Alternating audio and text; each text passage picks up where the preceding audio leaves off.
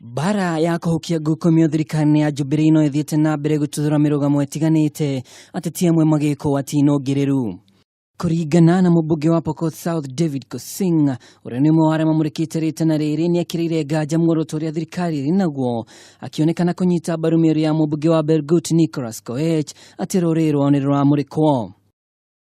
Hawa watu wa security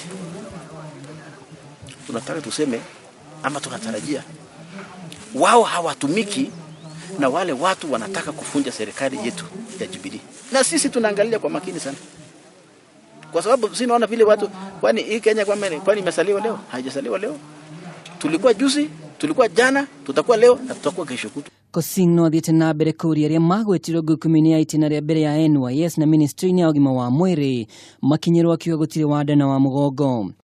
Hidini riu no kire borithi akiuga kunyitwo kwa Ekuru muthini wa kiumia ti kwagiriru gukwa kiendekithia Ekuru maheagwo kanya ga kwineana.